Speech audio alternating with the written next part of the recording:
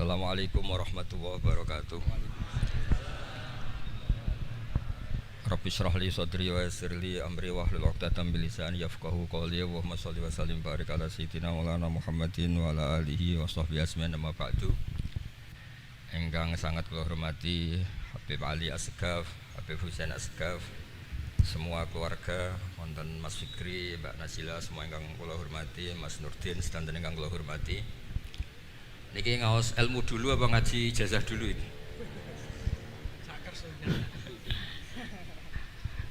Ini kok malah aneh. Mboten usah ribet. Mboten Cek 1 2. Pakai ini, tidak usah ini aja.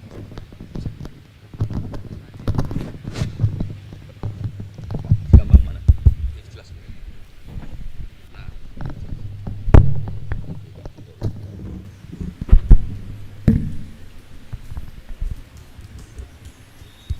Ya, niki ngaji ilmu dulu, nanti bagian terakhir ijazah. Bismillahirrahmanirrahim. Ini riwayatul Bukhari. Haddatsana Abdullah bin Yusuf, haddatsana Les, haddatsana Sa'id al-Maqburi an Nabi Hurairah radhiyallahu anhu qala an-nabiy sallallahu alaihi wasallam. Ma minal anbiya'i nabiyyun illa qad u'tiya minal ayat ma mithluhu amana alaihi al-bashar. Wa innama kana alladhi utituhu wahyan awhahu wa ilayya fa arju an akuna aktsarahum tabi'an yaumal qiyamah. Dados kita tahu semua nabi itu punya mukjizat, ya, semua nabi itu punya apa? Mukjizat. Mukjizat itu hal yang luar biasa yang memastikan manusia itu tidak bisa menyainginya atau menandinginya. Dan rata-rata mukjizat nabi dulu itu fisik. Misalnya ontanya Nabi Soleh itu kan onta tapi keluar dari batu, itu kan aneh, aneh sekali. Atau tongkat Nabi Musa bisa simsalabim mengeringkan laut apa? Merah. Semua Nabi itu punya mukjizat dan semuanya berbentuk fisik. Kecuali mukjizatul Rasulullah Shallallahu Alaihi Wasallam itu berupa Al-Quran. Al-Quran itu konsep ilmiah. Terus kata Rasulullah Shallallahu Alaihi Wasallam, tapi saya karena Quran itu justru berharap pengikutku besar dan sampai hari kiamat. Sekarang kita logika ya. Andaikan kamu punya tongkatnya Nabi Musa, kalau kamu suka uang, kepikirannya dijual apa dipakai? Kalau kamu suka uang, dipakai. Kalau kamu ahli suudon itu pikirannya ndak, ini asli ndak. Karena yang melihat di Turki itu ya sebagian gitu. Kalau yang suka perdukunan itu bayangkan itu miliknya. Mungkin dipakai ngakali orang atau apa, pokoknya bayangkan itu miliknya. Kalau yang kolektor pikirannya itu nanti ini laku berapa. Tapi kalau peneliti mungkin pikirannya itu ini asli apa enggak? Bukti aslinya apa? Repot lah. Lagi pula kalau kamu punya utang terus mau apa? Istri kamu marah mau apa? Kalau pakai tongkat. Nah, beda dengan mukjizatnya Quran, itu semuanya apa? Ilmiah. Orang yang sedang harmonis dengan istri bisa pakai ayat di antara ayat-ayat Allah itu apa? Wa ja'ala bainakum mawaddatan warahmah. Nanti kalau ditakdir cerai, saya tidak menyarankan cerai. Kalau ditakdir cerai, itu masih dimotivasi sama Allah, wa iyyatafarraqa yughnillahu kullam min sa'ati. Jika suami istri itu cerai, jangan-jangan suaminya dapat istri lebih baik, istrinya nanti dapat suami lebih baik. Jadi yang masa lalunya dianggap prahara. Kan banyak orang suaminya meninggal ketika nikah lagi ditanya, kangen sama suami pertama, alhamdulillah ini lebih baik. Padahal suaminya yang meninggal itu berharap istrinya ini kangen, ternyata dia sudah syukur dapat suami yang lebih baik. Jadi Quran itu menunggui kita ila yaumil qiyamah.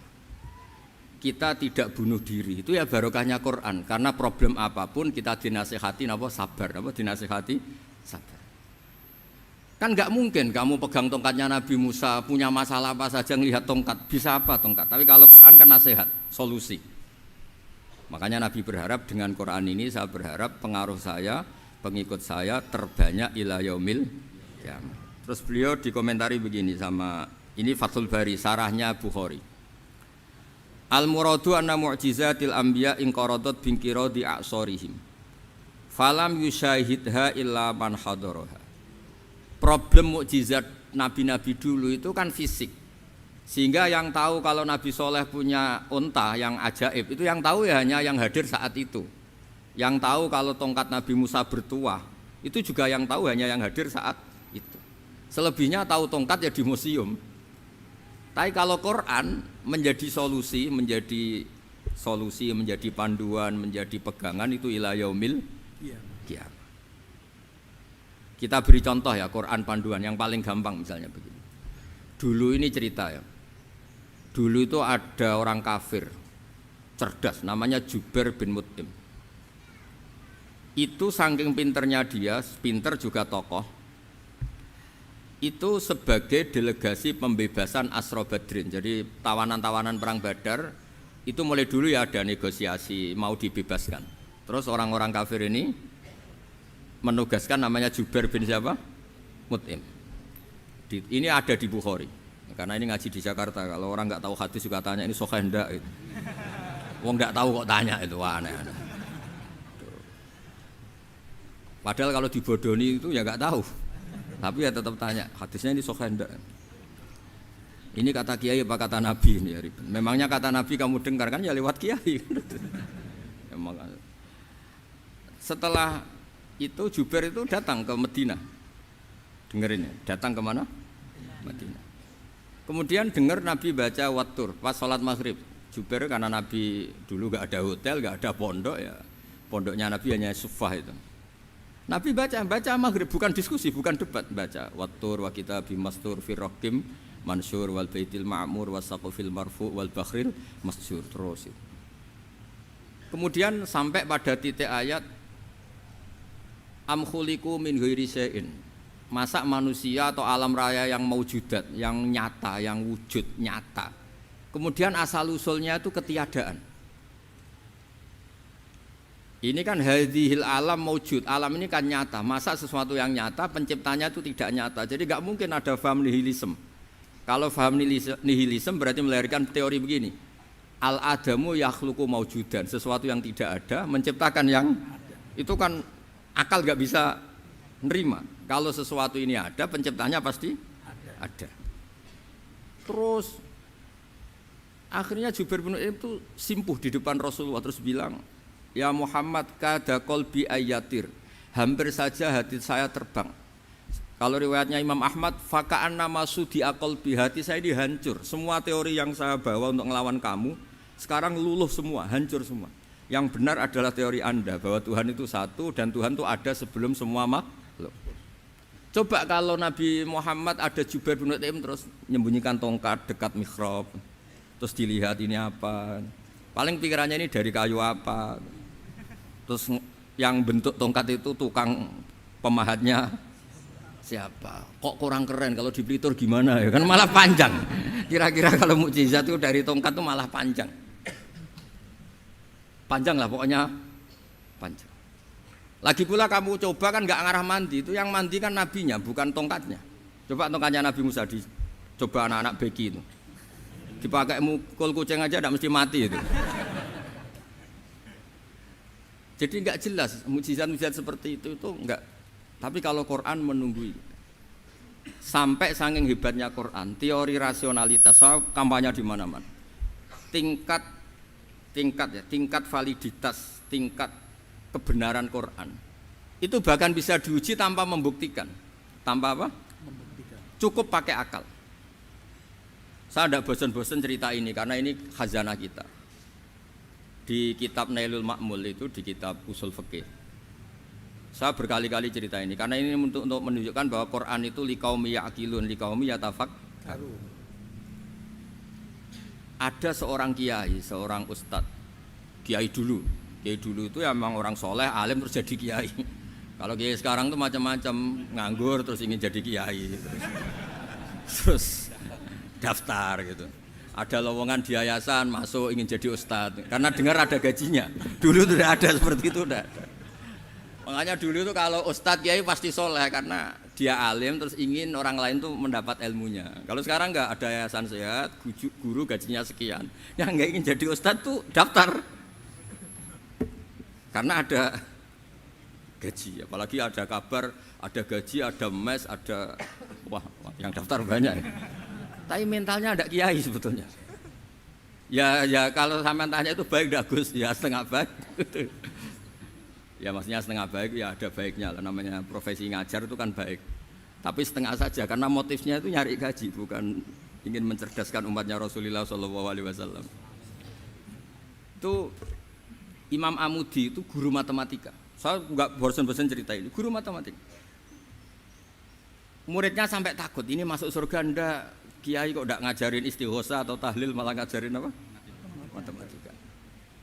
Beliau meninggal, terus muridnya tanya, ma fa'alallahu bik, kira-kira gitu. Apa yang dilakukan Allah? Allah nyambut Anda gimana? Gitu. Terus kata Imam Amudi, bagus saya disuruh ngajar malaikat. Karena malaikat kan tidak pernah kayak anak beki gini ngaji gini. Malaikat itu tidak pernah ngaji, dia iman saja karena tahu surga, tahu neraka, terus iman gitu aja. Jadi imannya malaikat itu enggak keren kita. Imannya loh. Loh itu yang ngendikan Nabi loh, tidak saya. Nabi pernah tanya sama sahabat, iman yang paling keren siapa? Jawabannya sahabat malaikat. Ya enggak karuan malaikat iman. Dia yang tahu surga neraka, tahu segalanya, masa ada enggak imannya? Pasti iman lah katanya. Terus ya para sahabat engkau iman ya wajar kan menangi saya, nemuin saya. Yang hebat itu orang-orang yang tidak melihat saya, tidak saya didik tapi tetap iman. Karena dididik akal, ya tadi dididik Quran, apa dididik Quran. Sama siapa? Teks bahasa Arabnya masang. Terus Imam Amudi kata Allah, suruh dia ngajarin para malaikat cara menemukan saya. Malaikat dikumpulin, terus Imam Amudi disuruh ngajar. Sama singkat kata-katanya Allah di mimpi itu.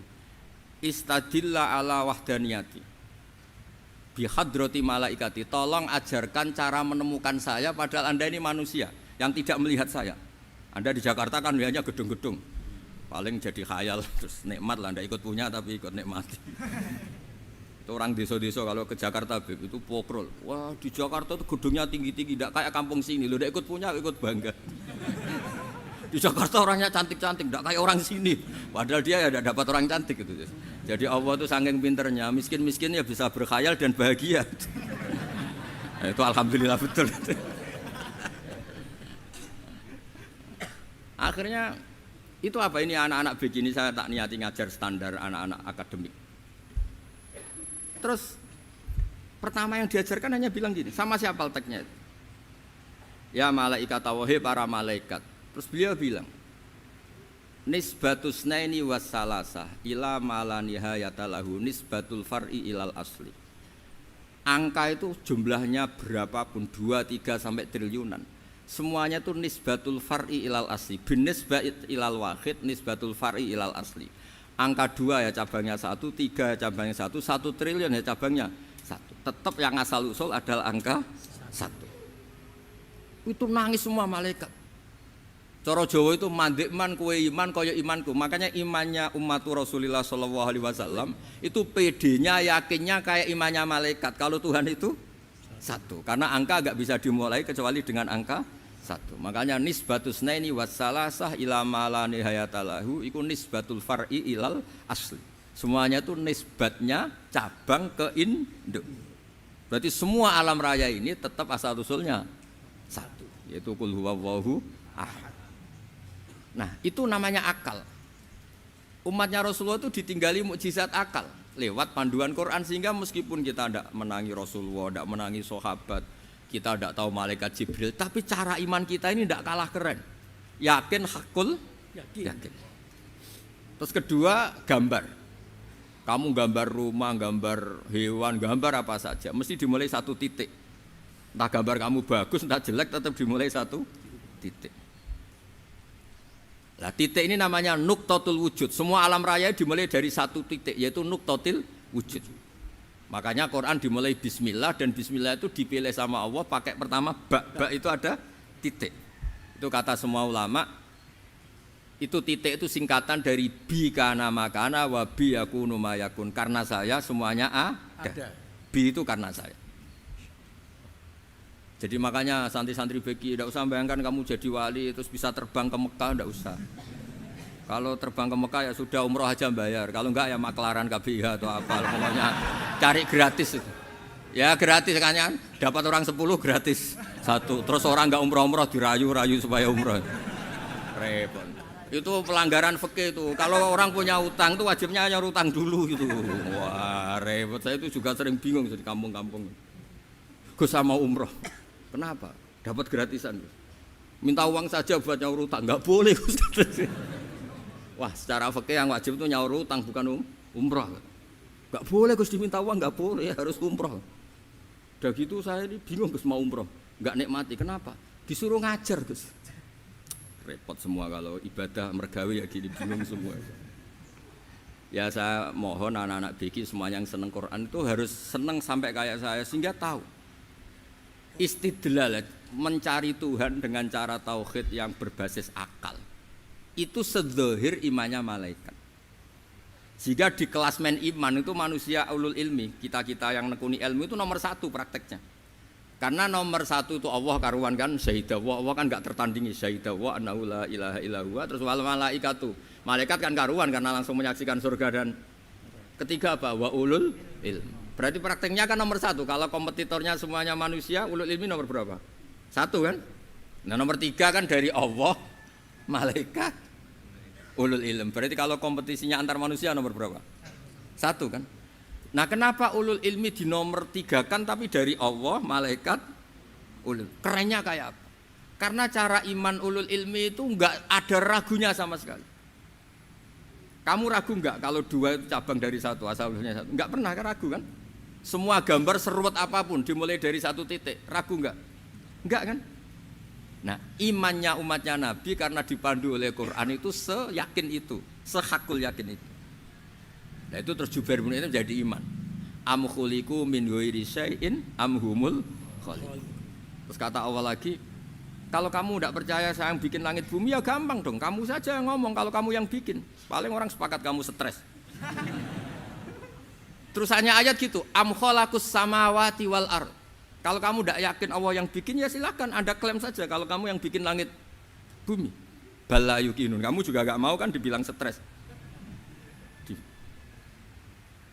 Nah ini terus saya teruskan ya. Makanya mukjizat terbesarnya Nabi adalah Al-Quran. Karena Al-Quran itu cerita tentang hukum-hukum akal, cerita tentang logika-logika peradaban. Misalnya logika peradaban, contoh paling gampang. Di Quran itu ada sekian ayat yang Allah cerita peradaban. Misalnya wa ahsinu innallaha yuhibbul muhsinin. Itu dikutip terus kemudian disimpulkan dalam peradaban. Kata Sayyidina Ali karramallahu wajhah ngendikannya gampang. Ahsin man syi'ta takun amirah. Kamu berbuat baik saja sama seseorang, maka otomatis kamu akan jadi pemimpinnya. Ada orang enggak tamat SD, enggak tamat papa, gobloknya minta ampun. Tapi karena gaji seorang pakar. Oh, kamu tak gaji 1 bulan 1 miliar. Perusahaan saya jadikan besar. Itu dikongkan ngalor ngidul ya nurut. Hanya karena dia ihsan. Terus wastaghni amman syi'ta takun nadhira. Saya ulang lagi. Wastaghni amman syi'ta takun nadhira. Dan kamu jangan butuh orang lain, siapapun dia, maka kamu akan setara. Misalnya ada menteri orang antri mau salim, tapi kamu tidak butuh kan tenang saja. Tapi kalau kamu butuh, habis kamu. Ya kan? Kamu tidak butuh seseorang, maka kamu posisinya akan setara. Kamu harus sopan karena punya utang jasa. Kalau nggak punya apa-apa kan setara. Ya enggak? Misalnya kamu jajar rektor atau jajar menteri, jajar apa saja. Kalau kamu tidak punya utang kan, kamu jajar menteri tidak punya utang. Sama jajar satpam tapi punya utang, takut mana?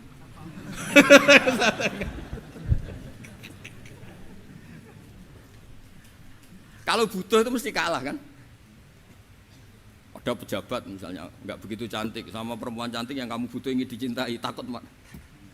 Padahal nggak jelas orang ini pangkatnya apa. Jadi dalam hukum sosial itu kata Sayyidina Ali wastaghni amman syi'ta takun nadhira. Kamu jangan butuh seseorang maka kamu akan setara.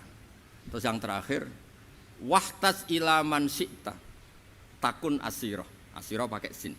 Dan silahkan butuh seseorang maka kamu akan jadi budak dia. Ya coba misalnya Anda seorang profesor, seorang alim, seorang getop. Misalnya mencintai janda di ujung kampung sana, jalan kaki 2 kilo. Padahal itu gak tamat SD, tapi gara-gara seneng. Kacau kan? Logika kepangkatan hilang semua kan? Jadi itu hukum peradaban. Itu mewakili isi-isi sosial yang diterangkan Quran. Ya, dari paketnya 3 tadi ya. Ahsin man syi'ta takun amirah. Kamu berbuat baik sama seseorang maka kamu bisa memimpin. Wastahni amman syi'ta takun nadhira. Kamu jangan butuh seseorang maka kamu akan setara. Mbok kamu ketemu orang terkaya di dunia. Ya ketemu orang terkaya di dunia, kamu jejer, kamu tidak butuh dia. Tenang kan bisa setara kan? Tapi kalau butuh harus sopan, ngajukan proposal, harus berakhlak karimah. Makanya sekarang Anda kok berakhlak kenapa? Ternyata mau nyalek. Biasanya Anda berakhlak kok berakhlak. Ada apa ini? Makanya guyonan di Rembang itu Beb Husain itu. Kalau ada orang mendadak sopan sama temannya, temannya curiga, kok tumben sopan, mau utang ya?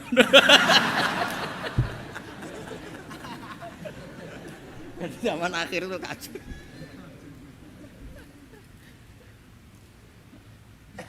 Ya di semua daerah gitu ya sama Pak Rektor ya. Kalau ada teman biasanya nggak sopan kok sopan, itu temannya curiga. Ini Pak Rektor UI ikut kaji. Kok tumben sopan, ada apa ya? Karena di mana-mana orang butuh itu pasti beretika. Kamu punya teman paling berdua, kalau mau utang berakhlak gak? Atau misalnya kamu punya adik cantik terus punya teman berdua, kalau cinta adik kamu berakhlak gak? Biasanya nggak sama sekali gak berakhlak. Gara-gara butuh menjadi berakhlak. Ya jadi hukum sosial itu ya kuncinya 3 tadi. Ahsin man syi'ta takun amirah. Wastahni amman syi'ta takun nadhira. Terus wahtas ila man syi'ta takun asira. Kalau kamu butuh seseorang pasti kamu dibikin hina. Asir itu tawanan. Nah, Quran itu bicara sosial itu lengkap. Dan itu yang nunggui kita. Kita punya tetangga yang kurang baik ya seneng, punya tetangga baik ya seneng. Kata Imam Syafi'i, saya berkali-kali cerita. Kok seneng semua Imam Syafi'i? Ya bagus lah, kalau yang seneng saya enak lah, dijak jagongan, dijak ngopi enak. Yang enggak seneng saya, gak ngarah utang. Uang itu nak, kamu punya tetangga gak seneng kamu, aman kan? Aman. Gak akan pinjem uang kan, pinjem mobil, uang gak seneng kok. Makanya Imam Syafi'i itu kalau ngedikan luar Syafi'i, diceritain orang, ya Aba Abdillah bagiannya, ya Aba Abdillah orang itu gak seneng kau, bagus lah. Loh kenapa bagus? Waman asa'a ilaika faqad atlaqaka. Orang yang enggak seneng kamu maka membebaskan kamu. Enggak akan pinjam uang, pinjam mobil, enggak akan ganggu waktu kamu kan enggak seneng. Justru yang seneng-senengi masalah pinjam terus. Imam Syafi'i itu orang yang anggap dunia itu selesai. Ada yang cerita, ya Aba Abdillah, orang yang tadi cium tangan engkau, yang hormat engkau di luar maki-maki engkau, ngerasain engkau, ngata-ngatain engkau. Ya bagus lah. Kok bagus gimana? Berarti saya wibawa, depan saya tidak berani. Berarti saya wibawa, di depan saya tidak berani. Berarti itu makomnya sudah kulillah sumadarhum fi khawdihim yal'abun. Sudah dunia itu selesai, sudah agak penting semua. Nah, itu kalau kamu anak-anak beki ahli Quran sudah ayatnya kulillah sumadarhum fi khawdihim yal'abun. Sudah lihat Allah saja agak penting, makhluk-makhluk itu dah makhluk semua agak penting, sepenting Allah. Nah kita ini ditunggoni mukjizat seperti itu. Bayangkan misalnya kita ditunggoni tongkatnya Nabi Musa. Saya ngajar di sini terus ini tongkat. Terus nanti yang tanya, Gus itu kayu apa Gus? Nanti yang kolektor tanya itu harganya berapa Gus? Ruwet apa? Terus yang ahli suudon itu asli enggak Gus? Wah. Yang ahli suudon kan mesti tanyanya gitu, itu asli enggak Gus? Repot-repot pokoknya. Tapi kalau Quran kan jelas, kenapa? Jelas. Ya terus saya teruskan. Fala yamurru terus al murad anna mu'jizatil anbiya in qaradat bin qidari aqsaim satu wa mu'jizatul Quran mustamirratun ila yaumil qiyamah. Wa kharquhu lil adat fi uslubihi wa balaghatihi wa ikhbarihi bil mawhibat. Terus kata ini yang ngarang Fathul Bari sarahnya Imam Bukhari. Fala yamurru asrun minal aqsar illa wa yadharu fihi syai'un mimma akhbaru bi annahu sayakun yadullu ala sihhati da'wahu wa hadza aqwal muhtamilat wa takmiluhu fil ladzi ba'da wa qilani ya anal al makna anal mu'jizat al madiyah kanat khissiyatan tusyahadu bil absar kana qati sholih wa asa Musa Mukjizatnya nabi-nabi dulu itu hanya penyembuh, hanya pelengkap, hanya nuruti keinginan mata. Seperti dahsyatnya apa? Laut Merah diseblak apa dipukul sama tongkatnya Nabi siapa? Itu semuanya itu hanya memanjakan mata. Urusan mata. Terus wow itu. Tapi kalau mukjizatnya Nabi Muhammad itu berdasar akal. Maksudnya berdasar akal nih dengerin ya. Dengerin betul. Ketika Laut Merah terus tersibak kan, wow itu keren kan. Terus kita bilang, menyimpulkan, wah kita tidak akan mampu. Itu bodoh sekali kesimpulan kita tidak akan mampu. Meskipun bikin nyamuk Anda juga tidak mampu. Loh untuk memutuskan tidak mampu saja kok sampai pertunjukan seperti itu tuh laopo, cek goblok gitu. Nah kalau kita karena umat yang pinter untuk memaksa kita nggak mampu, Allah bilang innallaha la yastahi ayadriba mathalam ma ba'ud. Kita melihat nyamuk langsung berkesimpulan tidak mampu. Saya berkali-kali cerita nyamuk itu sudah kecil, masih punya urat, uratnya kayak apa? Masih punya kuman, kumannya seberapa? Ya enggak? Nyamuk itu kecil, punya organ tubuh, organ tubuhnya punya urat. Itu kalau kamu pinter, antara tongkatnya Nabi Musa menyibak Laut Merah sama nyamuk itu sama-sama berkesimpulan melahirkan satu faham bahwa kita tidak mampu. Loh, untuk memaksa tidak mampu saja kok nunjuk pertunjukan ada onta keluar dari batu, Nakotu Soleh, ada tongkat yang bisa mengeringkan Laut Merah. Cik goblok ya. Lah kita alhamdulillah ada jenis goblok yang seperti ini. Untuk ikrar bahwa Allah itu hebat ala kulli syai'in, cukup lihat nyamuk, kagum kan? Sudah tidak usah bikin hidup. Saya berkali-kali mencontohkan. Para pemahat tak suruh bikin patung gajah itu mampu. Tak suruh bikin patung nyamuk kalau bisa. Nyari materi dari apa coba?